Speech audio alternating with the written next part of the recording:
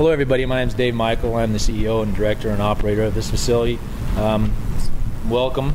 Sorry for the bad weather, and most of you, there's more people expected to come. Anyway, I want to introduce Rebecca Mohning. She's going to talk to you about nutrition, and as your flyer says, sport nutrition for women specifically. And the reason we're doing this, we're pairing this up, is we have a lot of females that come in here and they have a lot of stereotypes or false information that's fed to them about nutrition, and you shouldn't eat, or you need to cut down on your calories, or you shouldn't eat so many times a day, and along with weight training and so forth. And we want to kind of dispel some of those myths and give you some factual information to go by, and hopefully this will help you or any of your children that are interested in doing this program. And if you have any questions afterwards and want to speak to us about what we do, we'd love to talk to you afterwards. Without further ado, I'd like to introduce Rebecca. Thank you. Give me 1 second as I wire up real quick here. All right, perfect.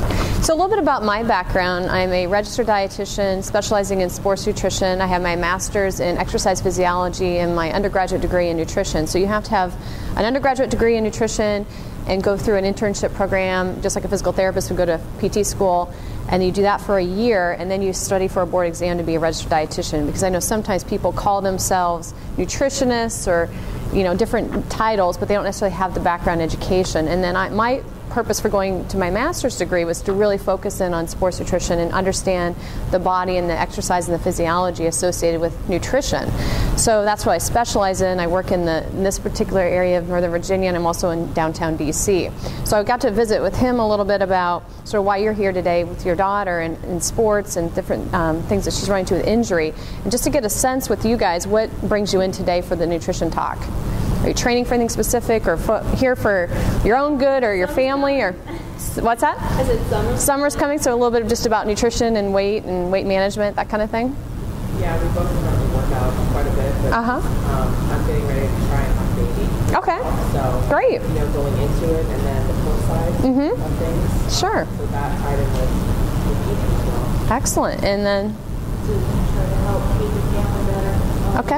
Okay, great. So we got all kinds of different things here. So we'll hit on all of these aspects, which will help everybody in terms of just better eating on the run, which is part of the discussion today, as well as talking about training and nutrition, picking up exercise now that spring is coming, also focusing on things to do for healing and inflammation, which I think we can all benefit from, some type of injury that we might have had in the past. It might flare up if we start to exercise again. And what can we do for inflammation from the standpoint of heart disease and overall health? So I'm going to hit on some topics that way. Feel free to stop me with some questions, and I'll leave a little bit of time at the end for some questions as well. But I want to talk first then about losing weight while training, or even maintaining weight while training, because sometimes, especially working with women, we get really concerned about ramping up that exercise and starting to feel more hungry. There's actually evidence to prove there's an increase in appetite hormones that only happens significantly in women, not in men, as they increase training. So it's legitimate to feel more hungry as you increase your exercise. So what do we do to combat some of that additional hunger would be protein. So we want to focus on adequate protein, and I'll talk a little bit more about that as we go along, because you'll see a theme with protein. It's important for immune function, it's important for healing and repair, it's important for energy. So it's important across the board, that amount of protein. And speaking to women specifically, we know as a general recommendation about 70 grams of protein per day is what we need.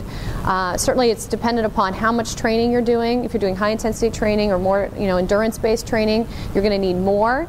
We use the number of the calculation based on body weight and the amount of training that a person's doing. So it'd be more specific if we were sitting down one-on-one, but I can tell you a general rule of thumb to cover just your basic daily needs would be 70 grams of protein. And what that means in food then, I kind of give you an easy idea of the concept of that. If you take the palm of a woman's hand, that's 4 ounces of meat or protein.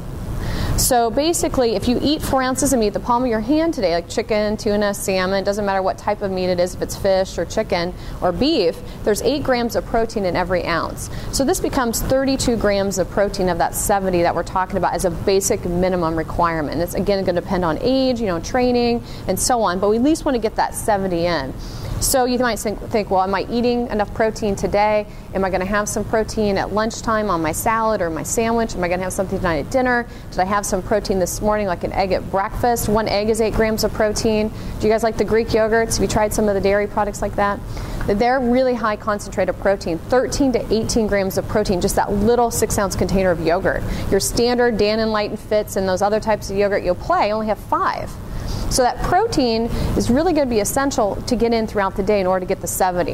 And I'd recommend spreading it out, because what I was just talking about a minute ago is you might feel more hungry as you ramp up your exercise. And if you can spread the protein out throughout the day, it'll keep you more satisfied. It breaks down more slowly for energy than carbohydrates, especially simple carbs. So if you put the protein with a fruit, which is a simple carbohydrate, you're not going to feel hungry as fast. So you might have a string cheese and an apple for a snack. Or as part of your breakfast, you might go ahead and have the oatmeal, which has a little bit of protein, but make an egg or have an egg or some milk mixed into the oatmeal, which actually tastes great, by the way. Yeah. So protein's number 1. Also making sure you're eating frequently throughout the day. So as you're increasing your training, increasing your calorie needs based on training, we want to be sure that you're eating every couple hours. Also, if you're trying to watch your calorie intake, it's important to spread out those meals. So how long should you go in between meals without eating, do you think? Any guesses? Yeah. Some people are going to go a little quicker at 2. Somewhere between 3, even 4 hours maximum. The stomach is going to empty in 2 to 4 hours. So in 2 to 4 hours, depending on what you ate, if you ate a protein shake, which is liquid-based, it's going to break down more quickly for energy, leave your stomach, and you're going to feel more hunger. If you eat more solid-based foods, it might last longer to 3 or 4. But after 4 hours, you may not notice. Does anyone notice they don't even feel hungry after 4 hours sometimes? You might notice other symptoms. You might notice a drop in energy, cranky, tired, sleepy. These are signs that your blood sugar is dropping. It's time to eat again. So you can't always rely on the stomach to tell you it's time to eat again. So make sure throughout the day you're plugging in a snack, or if your meals are closer together, maybe eat breakfast at 9 and lunch at noon, then you do okay. You've got enough time in between there to wait. But I find for most people that afternoon time between 12 and 6 is going to be an important time, or 12 and 7 to have a snack. And what time of day are you folks working out? Morning? And what about your daughter, afternoon? Okay, so in her case, she'd need to have some kind of protein as part of her snack, a little bit of light carb, like fruit and string cheese in the afternoon before she gets into a workout later in the afternoon. So those of you working out first thing in the morning, are you eating breakfast, or are you just going on an empty stomach? Eating. Good, fantastic. So again, I get this question all the time. Should I be eating something in the morning before? I actually had to run to my office this morning to see a client and come back here, and she asked me that exact question. I said, perfect, I'll remind myself to ask you guys this as well. She said, well, I heard you're not supposed to eat in the morning. You're going to burn more calories, you're going to burn more fuel, blah, blah, blah. I said, no, you need to eat. You need to fuel your body before exercise, and there's research to back this up. So I brought my little tiny glass of juice here. Hopefully my cord will reach. This is, by the way, actual serving of juice, okay? When you go to a restaurant and you order a glass of juice and they charge you like $3 for this, this is the portion. They're giving you the right portion. This right here has 15 grams of carb, which is 60 calories. So this little 60-calorie glass of juice will give you 30% more energy for that morning workout, rather than going on an empty stomach.